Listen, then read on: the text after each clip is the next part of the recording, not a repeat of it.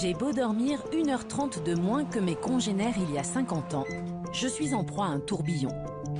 Pourtant, je cuisine plus vite, je garde plus rapidement un environnement propre.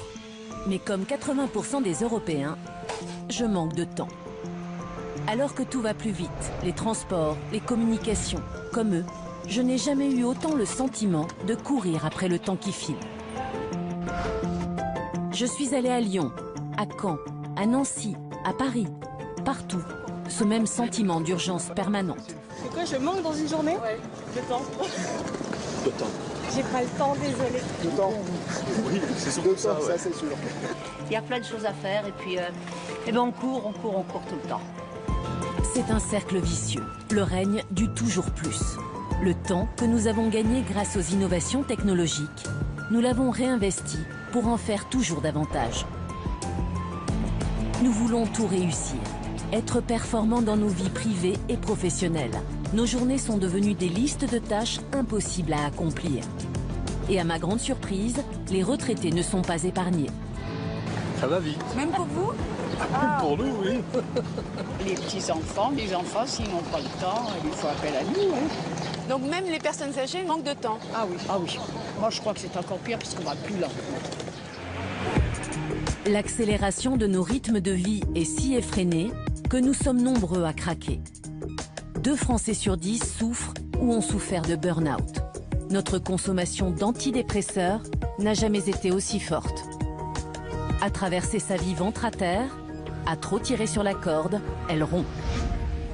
Hélas, on est toujours dans ce credo de l'époque qui dit que aller vite, en faire beaucoup, réagir rapidement, ce sont des valeurs, ce sont des vertus, ce ne sont pas des valeurs. La réactivité, ce n'est pas une valeur, c'est un comportement, c'est une attitude. Parfois c'est adapté, parfois ça ne l'est pas. Et parfois c'est meurtrier. La santé psychologique, c'est ralentir, s'alléger. Ralentir. Ce serait donc la solution pour garder à distance stress, dépression et burn-out. Rappelez-vous la fable du lièvre et de la tortue. Qui gagne à la fin? La tortue et son allure de sénateur. Le lièvre a cru qu'en courant, il pourrait multiplier les tâches. Il s'est tellement dispersé qu'il en a oublié l'essentiel. 4 siècles après La Fontaine, un mouvement international fait l'éloge de la lenteur. Dans le monde, des dizaines de milliers de personnes ont adopté la slow life. La vie, plus lentement.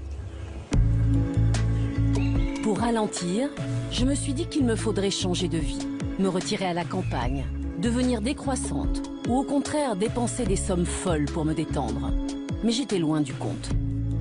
La slow life s'inscrit bien dans le monde d'aujourd'hui, le mien, le vôtre. J'ai découvert comment instiller des bulles de lenteur dans mon quotidien surbooké.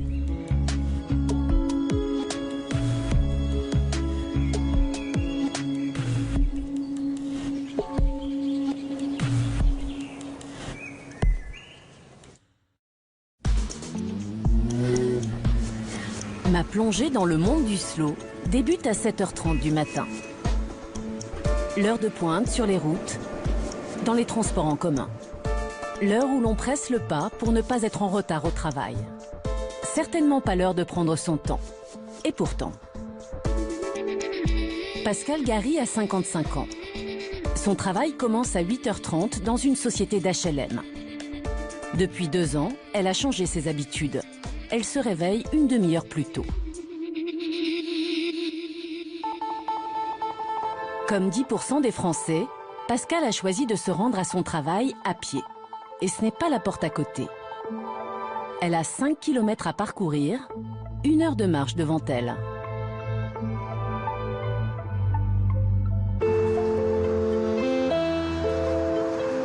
Je suis assez occupée, j'ai un travail un peu stressant. Et le fait de pouvoir prendre comme ça 1 heure avant d'aller travailler, ça me fait du bien.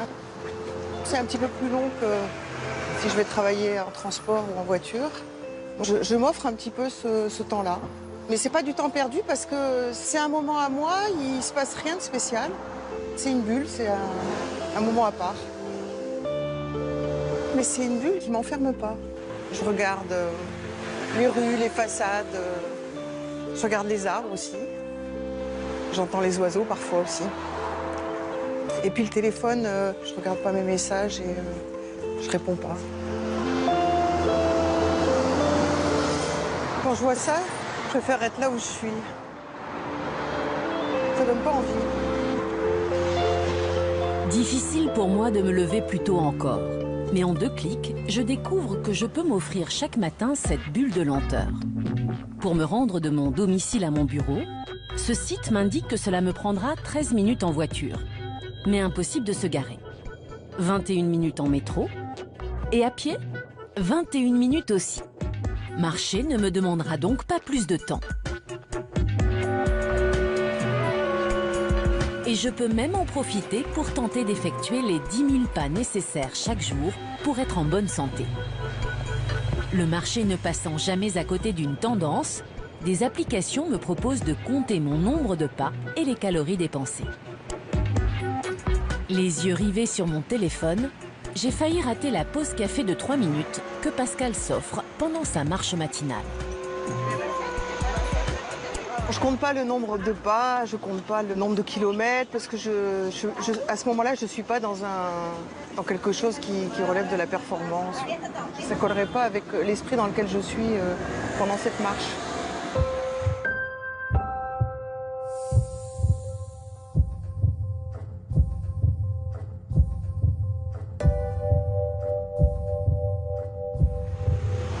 Il me reste quelques minutes avant d'arriver au travail.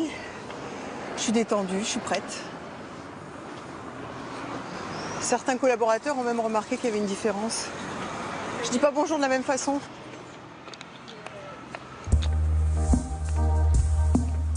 Une fois franchi la porte de notre lieu de travail, l'urgence est de tous les instants. Dans bien des métiers, il semble difficile de pouvoir ralentir sans paraître hors jeu, discrédité. Le bien-être au travail, on en parle beaucoup, mais pour l'instant, ça reste trop souvent un effet d'annonce, une stratégie de communication. Pour envisager un temps de pause dans ma journée, mieux vaut directement sauter à la case déjeuner. Moi, mon déjeuner ressemble à ça. Un sandwich ou un plat vite expédié. Et ne me dites pas que je suis une espèce rare. En 20 ans, la pause déjeuner est passée d'1h30 à 22 minutes en moyenne. Le déjeuner n'a plus rien d'une pause.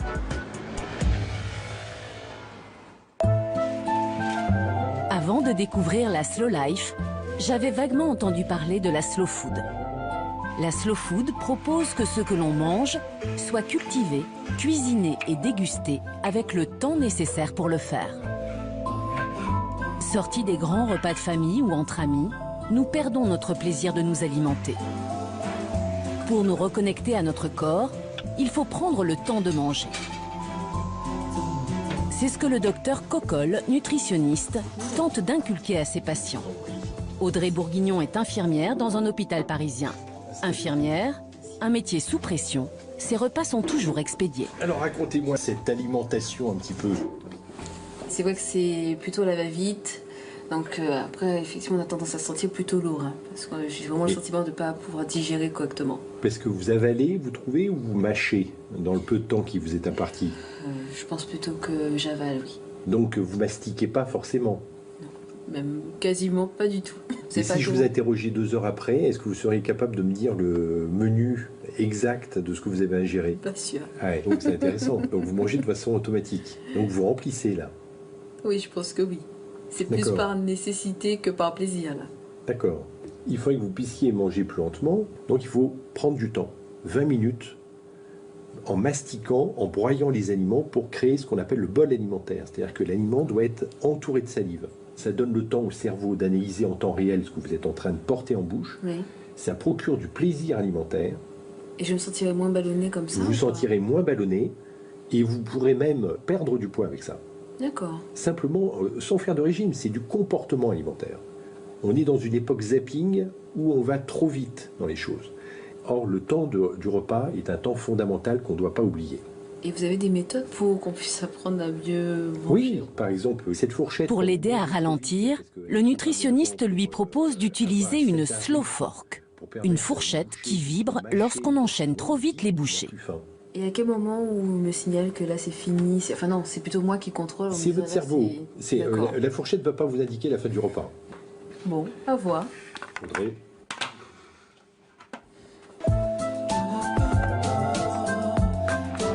Avons-nous à ce point perdu nos intuitions pour avoir besoin d'une fourchette qui vibre afin de retrouver le plaisir de manger tranquillement? À peine sortie du bureau de son nutritionniste, Audrey profite de son jour de repos pour tenter de manger plus lentement. C'est l'heure de vérité. Ça fait bizarre de se dire que c'est surveillé.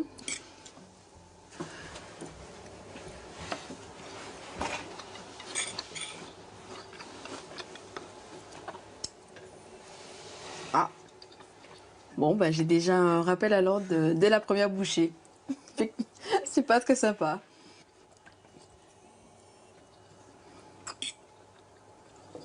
Encore une fois.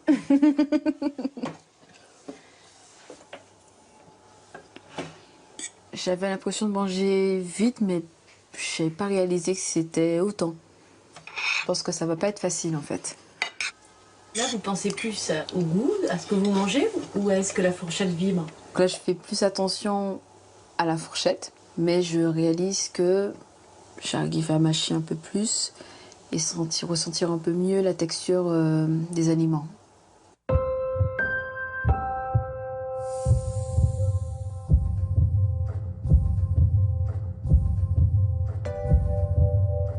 J'ai pris plus de temps pour me poser et ça fait du bien. Avec ou sans fourchette, j'ai compris qu'il me fallait prendre plus de temps pour déjeuner. J'imagine que je pourrais même facilement allonger ma pause déjeuner en tapotant sur mon clavier ou en regardant défiler les infos télévisées. Mais je n'avais rien compris. Ces stimulations dans tous les sens sont l'inverse d'une bulle de lenteur. Il me faut être entièrement à ce que je fais, manger et rien d'autre. Ce travail sur l'attention, plus que sur le chronomètre, c'est le cheval de bataille du nutritionniste Jean-Philippe Zermati. On peut manger très lentement sans être attentif à ce qu'on mange. Et du coup, ça n'a aucun effet bénéfique. On peut manger lentement en faisant des mots croisés ou lentement en travaillant sur une tablette ou en regardant un ordinateur ou en regardant un film. Et ça détourne l'attention. Et sans l'attention, on perd le rassasiement. C'est-à-dire que l'envie de manger ne disparaît pas. Pour avoir du rassasiement, il faut une conscience des sensations procurées par les aliments. Alors, notre société, en fait, est remplie de distracteurs qui nous empêchent d'être attentifs à nous-mêmes et se rééduquer à ça, c'est-à-dire finalement redevenir, le mot est un petit peu fort, mais le maître de son attention, c'est quelque chose qui devient compliqué. Cette fois, j'ai bien compris.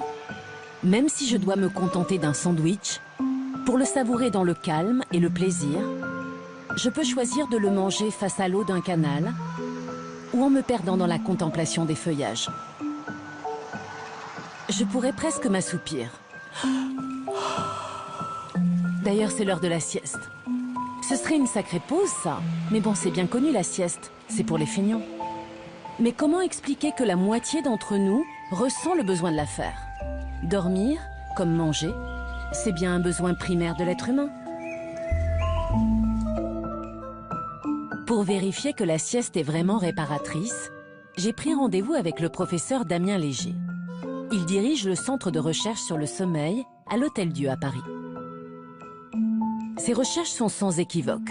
Nous dormons moins, 6h55 en moyenne. Les adolescents ont même perdu 50 minutes de sommeil par nuit en seulement 20 ans.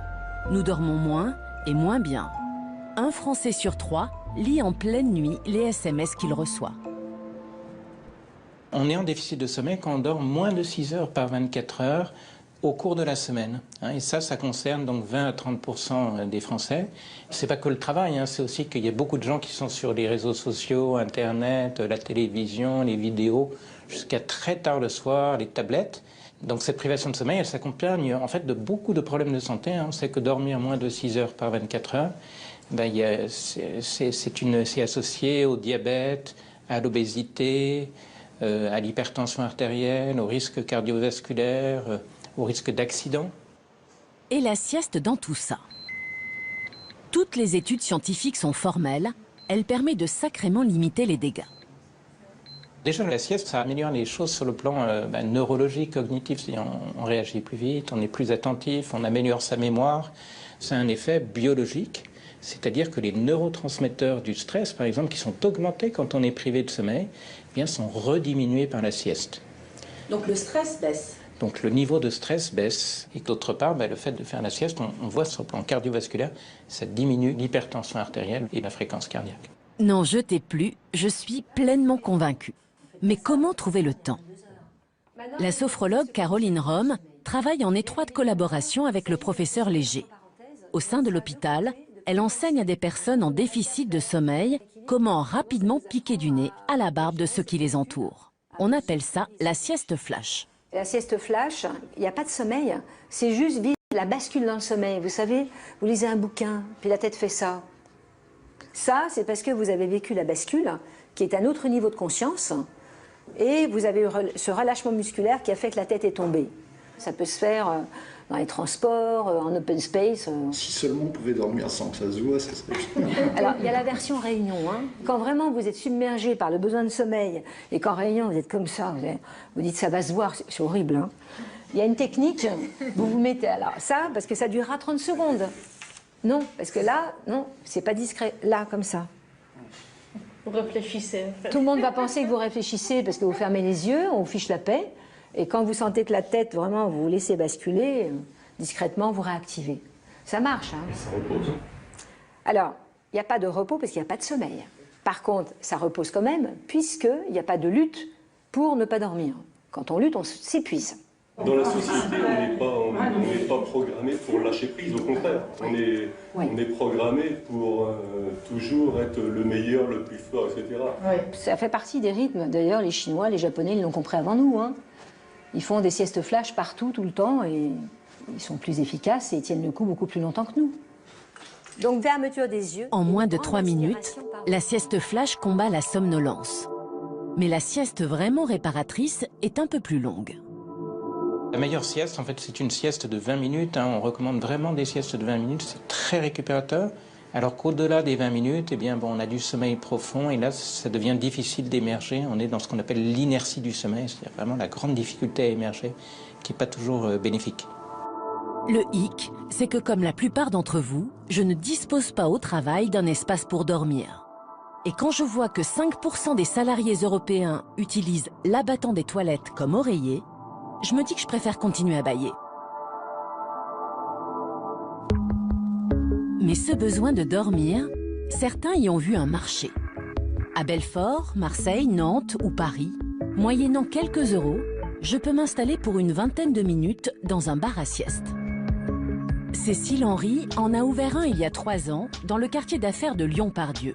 Sa cible, les cadres sup. C'était un peu mon idée au départ en me disant c'est probablement les gens qui ont le plus de responsabilités qui sont le plus fatigués.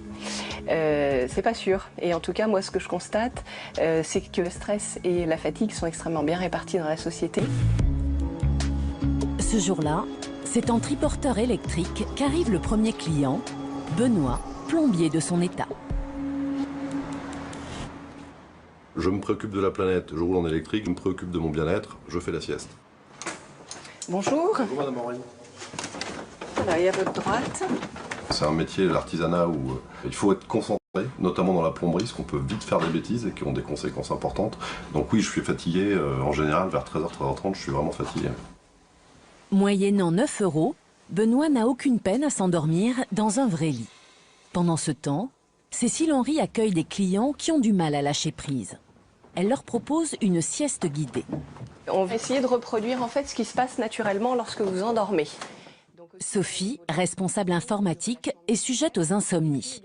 Avant de découvrir ce lieu, il lui est arrivé de se réfugier dans sa voiture pour grappiller quelques bribes de sommeil. La nuit, si j'ai une insomnie, le fait de me dire je j'aurai la possibilité demain de faire une sieste, me détend et souvent m'aide à me rendormir. Donc on va tendre un bras avec le pouce levé et puis on va venir le suivre du regard au fur et à mesure que vous le rapprochez du front. Au moment où votre pouce arrive au contact de votre front, vous pouvez fermer les yeux, relâcher le geste. Je vais porter mon attention sur ma respiration, où je respire, où ça respire en moi.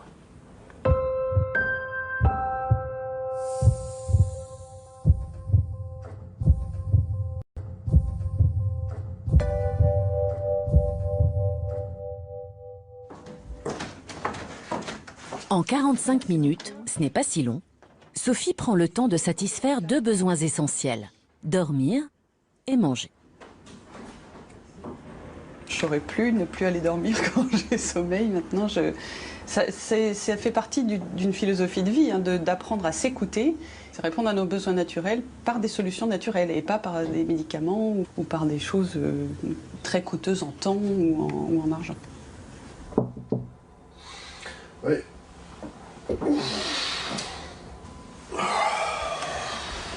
Les journées avec sieste ou sans sieste, ça ne sont pas les mêmes journées. C'est-à-dire que c'est beaucoup plus confortable quand on a pu faire la sieste.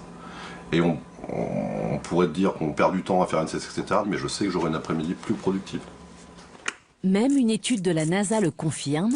Après 20 minutes de sieste, les performances augmentent de 35%. Et voilà, prêt à l'action. Je vais me reconnecter, parce que j'avais complètement déconnecté. Et je suis reparti. Dès le réveil, comme 80% d'entre nous, Benoît rallume son téléphone. Oui, les affaires reprennent. Jusque-là, je n'avais pas vraiment réfléchi au temps que je passe avec mon téléphone. Mon smartphone est devenu un prolongement de ma main, une sorte de greffon, pas vous? En un sens, je l'adore. Cet outil me permet en un instant de payer mon stationnement, commander un plat, faire de la gym. Le prochain sera faire des pompes. Il abolit le temps et l'espace. Et je ne suis pas un cas d'espèce. Votre téléphone, vous l'aimez ou vous le détestez? Je l'aime. Elle est très utile et il me tient compagnie. Je veux pas qu'il reste trop loin. Même s'il n'a ni sonné ni vibré, 70% des Français consultent leur téléphone portable au moins toutes les 5 minutes. Les jeunes, entre 16 et 24 ans, pianotent en moyenne 23 heures par semaine. Vous l'éteignez parfois? Jusqu'en il bug, mais sinon non. Moi j'ai comme un sentiment de dépendance que j'arrive pas à contrôler si vous voulez. Je dois bien le reconnaître. Mon smartphone n'est pas pour rien dans mon sentiment de trop-plein. Il s'agit même d'un des principaux responsables. C'est devenu mon meilleur ennemi. Cet appareil, il vous distille un petit poison. Il va vous rendre totalement prisonnier de lui-même. Donc la personne va être en permanence en dialogue avant tout avec son smartphone. Combien sommes-nous connectés à nos téléphones et déconnectés de nous-mêmes et de ceux qui nous entourent? Au point d'oublier de regarder en traversant, de perdre de vue qu'on est à table avec quelqu'un.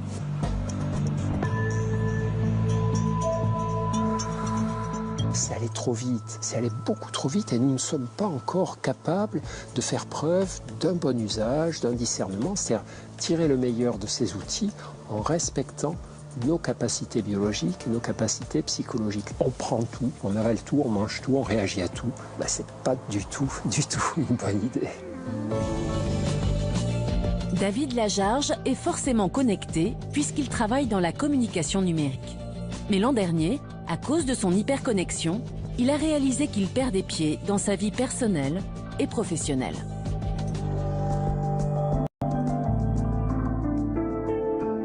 Dans ce parc, comme à tout moment de la journée, il ne quittait pas des yeux son téléphone. Ça pouvait être au travail, dans les réunions, quand j'étais au restaurant avec des amis ou même en face d'une seule personne en pleine conversation, quand je me promenais, quand j'étais posé ici alors que l'idée c'était quand même justement de souffler, bah non.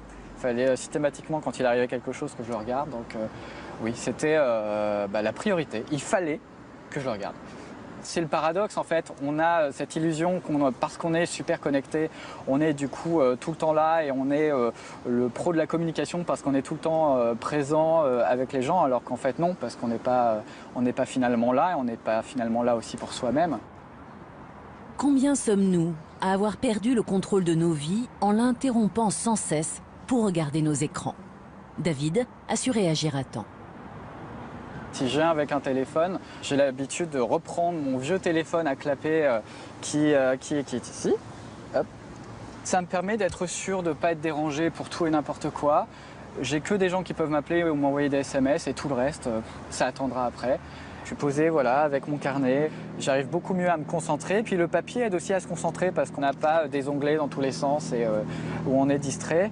Et je suis devenu monotâche, c'est-à-dire que maintenant je vais une tâche à la fois, je ne fais pas 40 choses en même temps. Et c'est vrai que dans ce sens-là, je pense que je suis plus efficace aujourd'hui aussi. David a découvert qu'il ne pouvait pas être multitâche. Le multitâche, dit-on, est une aptitude des femmes. Mais comment donc sont façonnés les cerveaux féminins pour parvenir à faire deux choses à la fois? Étienne Quéclin, chercheur en neurosciences, dissèque ce qui se passe dans nos cerveaux quand on tente de faire plusieurs choses en même temps.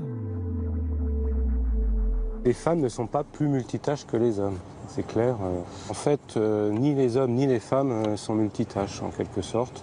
C'est ce qu'on observe dans nos expériences, hein. Le multitâche est une illusion. Et paf, un uppercut dans les idées reçues. Aucun cerveau, pas plus chez les femmes que chez les hommes, ne peut porter son attention sur deux choses à la fois. Et nos enfants et adolescents n'en sont pas plus capables. On peut tout à fait marcher et parler avec quelqu'un en même temps. Ça pose pas de problème parce que la marche, par exemple, est une activité qui ne demande pas d'attention. Une activité réflexe, si vous voulez. Mais dès qu'une activité demande un minimum d'attention, comme par exemple écouter quelqu'un et comprendre ce qu'il dit, écrire un SMS, eh ben, la manière dont notre cerveau est conçu nous empêche de porter notre attention sur deux tâches à la fois. C'est une capacité que notre cerveau humain n'a pas.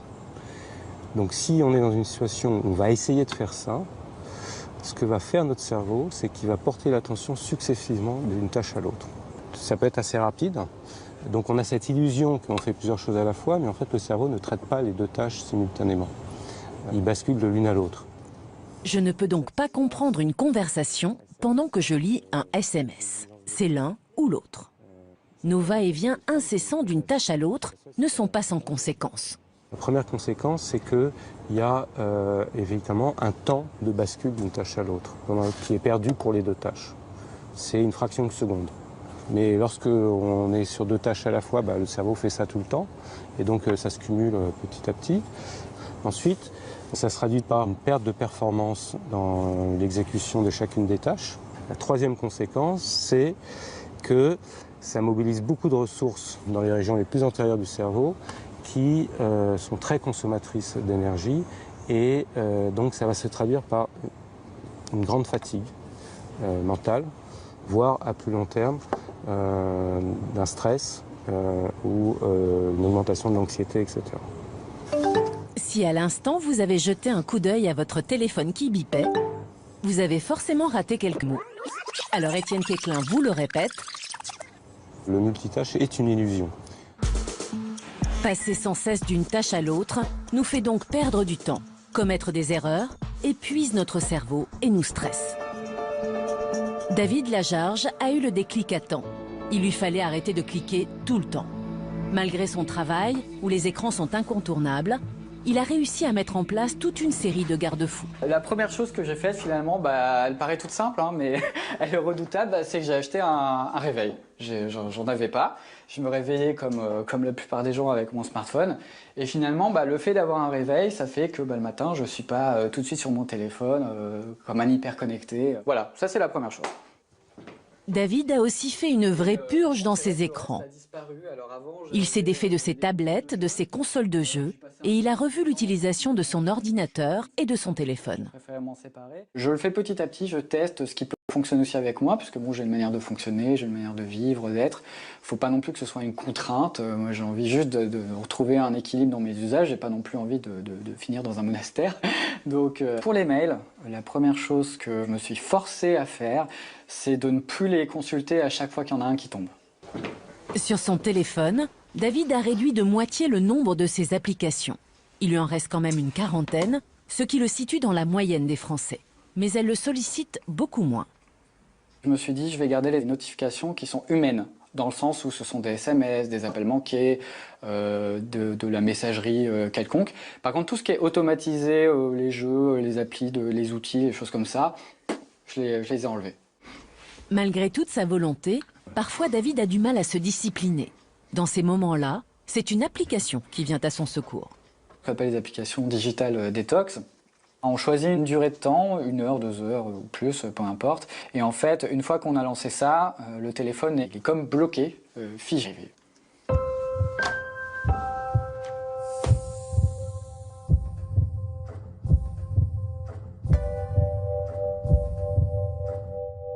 J'ai gagné du temps, c'est tout bête, hein, mais vu le temps qu'on perd à papillonner un peu dans tous les sens, on gagne du temps, et avec ce temps, ça m'a permis de regagner tout ce que j'avais perdu, c'est-à-dire passer du temps avec mes amis, passer du temps avec ma famille, même avec mes collègues, hein, tout bêtement, puis aussi avec moi-même. Bout à bout, j'ai l'impression d'être plus heureux, de vivre, tout simplement. Accorder plus de temps à ma propre vie, c'est motivant. Mais vais-je parvenir à garder mon smartphone à distance alors qu'il sait si bien user de subterfuges? La preuve? Il me propose de méditer. La méditation a séduit des millions de Français. Pour méditer, ils sont 400 000 à avoir téléchargé cette application. Je suis face à un paradoxe. Mon téléphone va-t-il me voler mon temps ou m'être utile en me permettant de ralentir? Comme les 8 premières séances sont gratuites, je me lance. Bonjour, je suis ravie de vous accueillir. Après quelques clics, je peux poser mon téléphone et me laisser guider par la voix comme n'importe quel support audio. Quelques conseils avant de commencer. Quand méditer?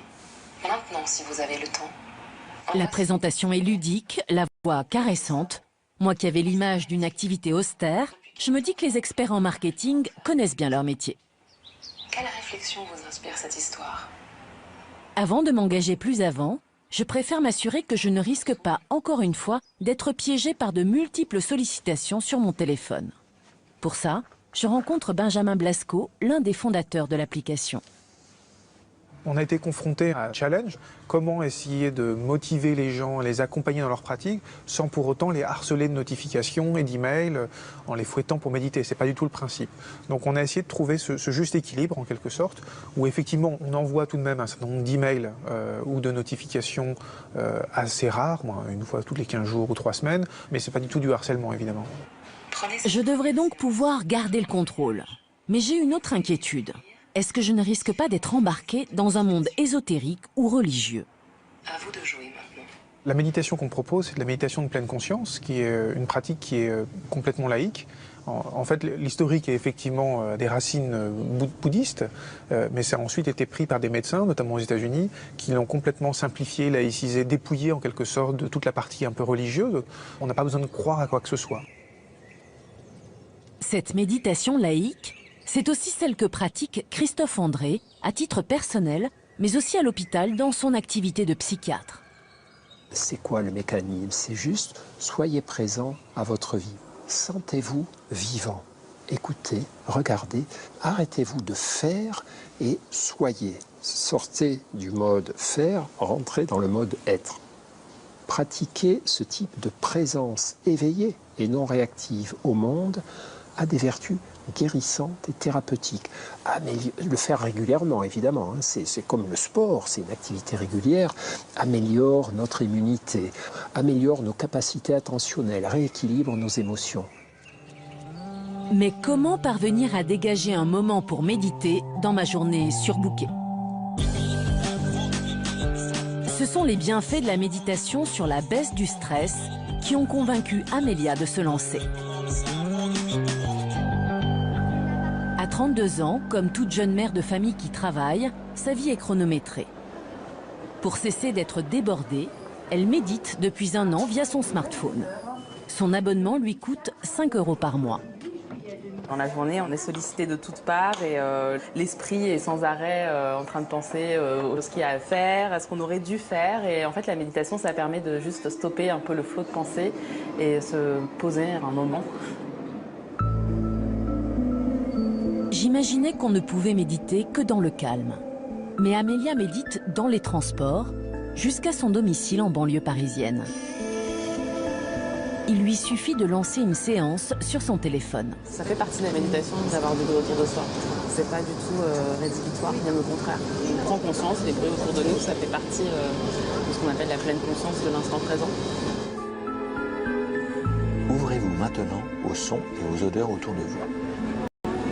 Essayez de tirer profit des mouvements du train plutôt que de lutter contre eux.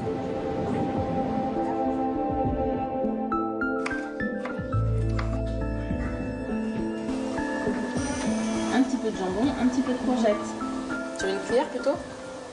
La méditation, ça permet, je pense, de rester concentré sur ce qu'on est en train de faire, qu'il s'agisse d'une tâche au travail ou d'un moment de jeu. Quand je suis en train de jouer, même si mon cerveau va m'amener à penser à la suite de la soirée ou à ce que je dois faire demain, je vais plus facilement me dire « Ok, c'est pas grave, demain c'est demain, maintenant c'est un instant à vivre tout de suite, quoi. Donc on verra plus tard. » Ça fait 10 ans que je suis avec mon mari, donc il a un certain recul sur l'évolution de ma personnalité. Il me dit que je suis plus calme, globalement. Même s'il m'arrive, comme tout le monde, voilà, d'être agacé, stressé par une situation, je gère mieux ces moments-là. Faudrait que tu médites un peu plus. Amélia, malgré sa double journée de maman qui travaille, parvient à trouver chaque jour 20 minutes pour méditer. C'est une question de choix. 20 minutes, on les passe très facilement sur Twitter, sur Facebook ou derrière YouTube. Donc voilà, c'est juste une discipline à acquérir, quoi. Dès que vous constatez que votre esprit vagabonde, notez simplement ce qui vous est passé par la tête. Sans porter de jugement, sans analyser ou réagir.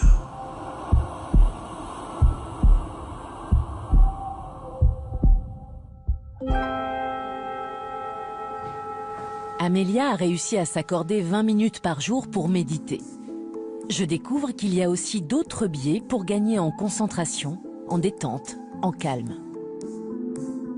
Plus de 2 millions de Français ont réussi à trouver du temps dans leur quotidien pour pratiquer le yoga. On allonge l'arrière. Le tricot vit un véritable retour de flamme. Le rythme des aiguilles fait baisser la fréquence cardiaque. 9 Français sur 10 jardinent, même si c'est seulement sur le bord de leur fenêtre. C'est en essayant de choisir entre ces bulles de lenteur que je me suis rendu compte qu'une chose avait disparu de ma vie. Ne rien faire du tout. Je crois d'ailleurs que même si je trouvais le temps, je n'en suis plus capable. On a totalement perdu le sens et la capacité de la non-action. Et notre société est très largement responsable puisque pour nous vendre des choses, des écrans, des logiciels, des ceci, des cela, elle nous a incité à remplir toutes les pages de non-action par des actions ou des distractions. La contemplation, la méditation, la présence au monde, ça ne fait pas gagner d'argent aux firmes. Et donc, on veut arracher ce truc-là de nos vies. Il ne faut pas qu'on se laisse faire.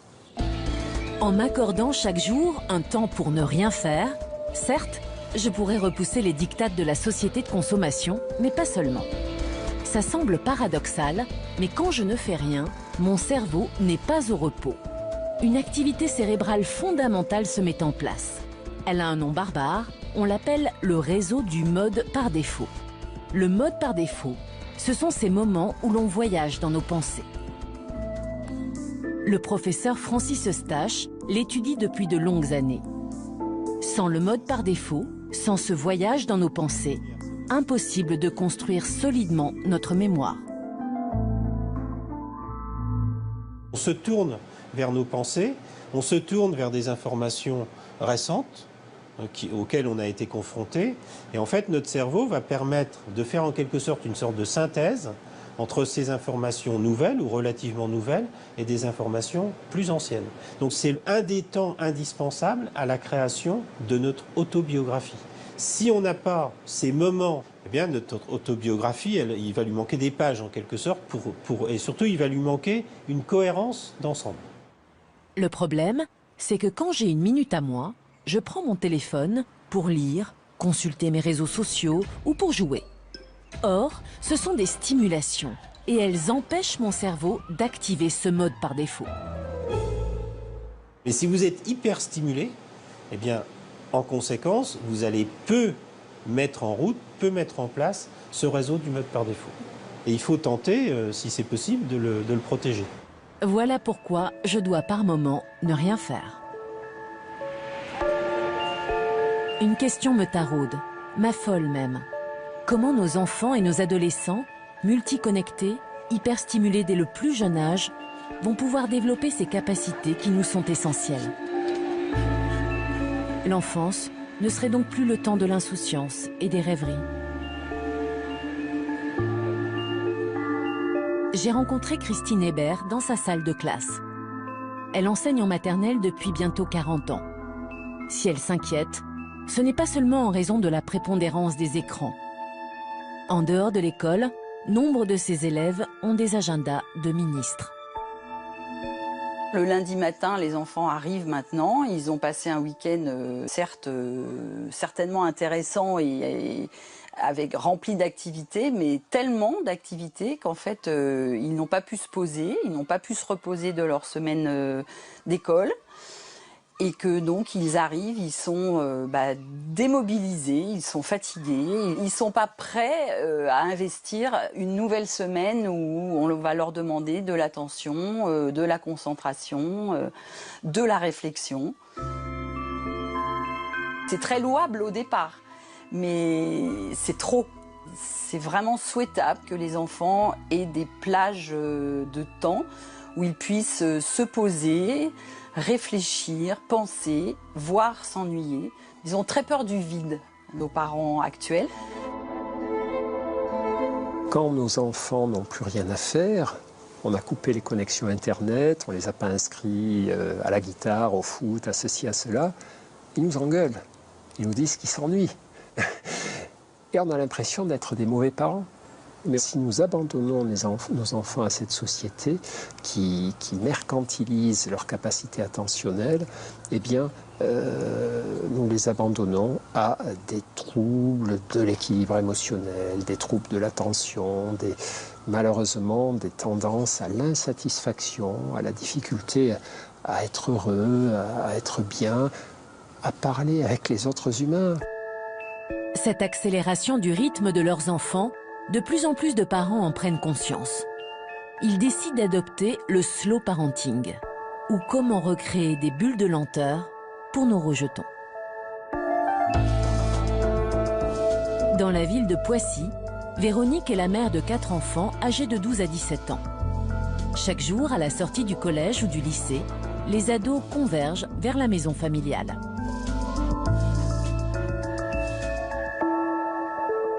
Pour nous, ralentir, c'est au moment où on franchit le seuil de la maison. On va pouvoir souffler et aussi se ressourcer. Hein, Antoine? Pour lui, c'est vital, il le réclame d'ailleurs. Ne pas tout de suite enchaîner en rentrant sur autre chose. Pour que chacun puisse avoir le temps de se poser, dans la famille, les activités ont été limitées. Antoine a arrêté le kung-fu et la clarinette. J'aimais beaucoup mes activités, mais après je m'en rendais compte. Oh là là, tout ce que j'ai dans mon cahier texte, j'y arriverai jamais. C'est sûr que ça m'a apporté des regrets, mais j'étais moins épuisée. Est-ce que tu as vu une différence sur ton comportement, sur ton humeur? Ça non, pas trop. Moi j'ai vu la différence. Et quand on est sous pression, les frictions viennent très vite. Voire plus que les frictions. Les engueulades. Mais ce rythme plus apaisé, Louis, l'aîné de la fratrie, a parfois du mal à l'accepter. Moi, je me retrouve parfois dans ma chambre à rien faire, rien du tout. Ça, je trouve ça pas bien, c'est pas une forme de repos parce qu'on dort pas. En fait, on tourne dans sa chambre, enfin, on se rend compte qu'on passe du temps inutile. Oui, je fonctionne sous la pression du oui, travail. la pression est bonne aussi, je suis d'accord avec toi, mais l'ennui, ça ouvre sur autre chose, même si on n'en a pas conscience. Et c'est mon rôle de mère de le lui préserver, alors qu'il y a plein de petits trucs qui auraient envie de prendre l'espace. Mais cet espace-là, il me semble qu'il est fondamental pour construire sa personnalité, en fait.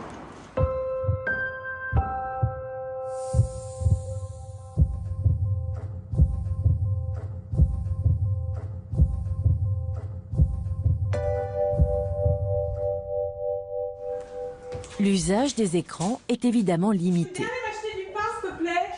Hormis pour le travail scolaire, pas plus d'1 heure d'ordinateur et seulement quand il n'y a pas classe. Le téléphone portable, dans la famille, ce n'est pas avant 15 ans.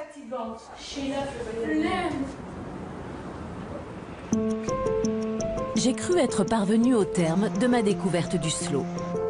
J'ai compris que je pouvais dégager du temps pour satisfaire correctement 2 besoins primaires, manger et dormir.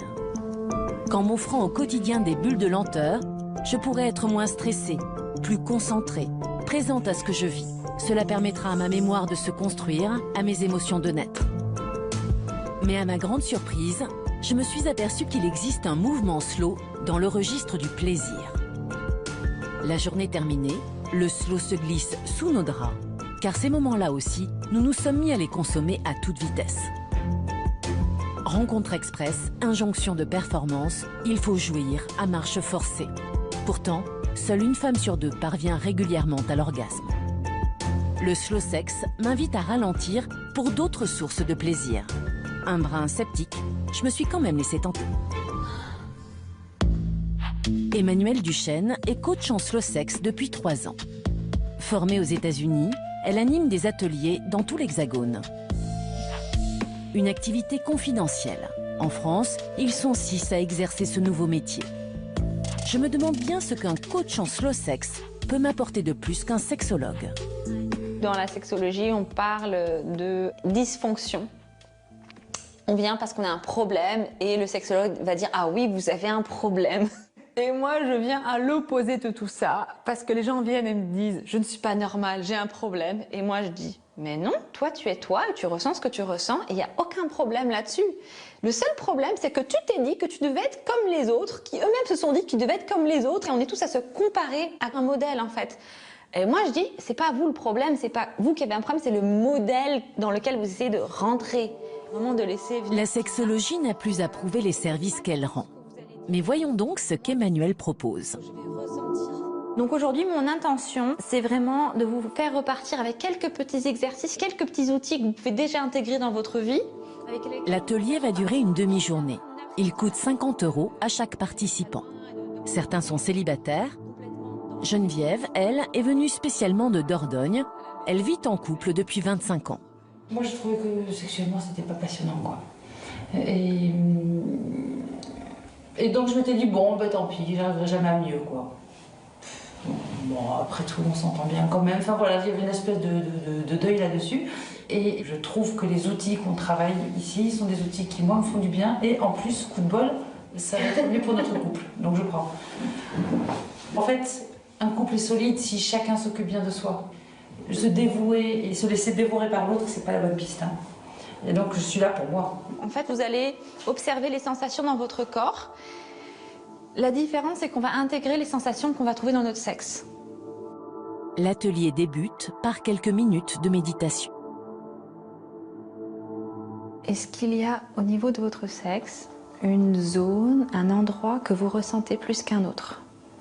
Si c'est le cas, vous allez faire un zoom avec votre attention, comme si c'était un microscope pour aller voir vraiment au cœur de cette sensation-là.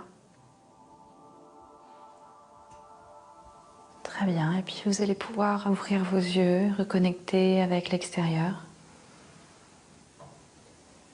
Si vous pouvez avoir cette qualité d'attention à votre corps et à votre sexe quand vous faites l'amour, là pour moi vous êtes vraiment dans la conscience et dans le slow sex. Et quand on dit slow, ça ne signifie pas forcément qu'il faut faire tout le temps lentement. Ça veut dire c'est suffisamment lentement pour être capable de ressentir ce qu'il se passe dans mon corps à l'instant présent. J'ai des sensations de dilatation en dessous des testicules. Voilà. C'est des sensations assez fines en fait. Oui, effectivement, en portant mon attention dessus, j'ai remarqué que oui, c'est là. Ouais. C'est là. C'est vraiment ça. C'est à peine perceptible, mais je lui donne toute mon attention. Et vous allez voir que l'attention agit comme un curseur pour l'intensité des sensations. Donc, dans la sexualité habituelle, on a tendance à augmenter le volume. Donc, la taille du sextoy, mettre plus de lingerie, plus de parfum, plus de je sais pas quoi.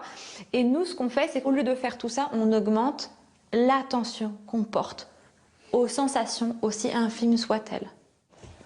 Donc, on va faire l'exercice du désir. L'exercice suivant porte sur l'expression du désir.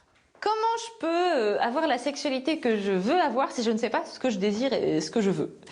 Car prend-on encore le temps de désirer et de formuler son désir? Donc ce qu'on va faire, c'est que tu vas me poser une question, tu vas me dire « dis-moi ton désir ». D'accord. Je vais répondre et tu vas répondre « merci ». Ok. Dis-moi ton désir. Te caresser le visage. Merci. Dis-moi ton désir. Avoir les mains sèches. Dis-moi ton désir. Lire du Nietzsche sur la place de la Défense. Dis-moi ton désir. Merci. Marcher dehors. Devenir spécialiste des neurosciences. Dire plein de gros mots. Te déshabiller. Cet exercice, il me panique parce qu'à la fois j'ai l'impression que j'ai zéro désir et en même temps il me rassure parce que quand je gratte, j'arrive en retirer quelques-uns et à commencer à tirer le bout du fil et qu'il y en a d'autres derrière. Comme si je creusais une petite source là et que je déblaye un peu le terrain. Mais c'est long, hein. Un de ces cas, il y a un geyser qui va exploser. C'est ça le jeu, d'accord? C'est de répondre non à chaque fois. Les exercices s'enchaînent, tous différents, avec toujours le même principe qui revient avec force. La clé, c'est d'être à l'écoute de son corps. Et dans le moment présent. Et dans le moment présent, voilà. Au terme de ce cheminement, j'ai compris que le cadre de mon existence restera le même. Le réveil continuera à sonner chaque matin, mais il m'appartiendra désormais de m'offrir par-ci, par-là, ces espaces de lenteur qui ne coûtent rien, ou peu, mais qui sont précieux. Dans nos vies, s'il nous arrive de mettre des euros de côté, on ne pourra jamais épargner les heures. Mieux vaut prendre le temps de les vivre.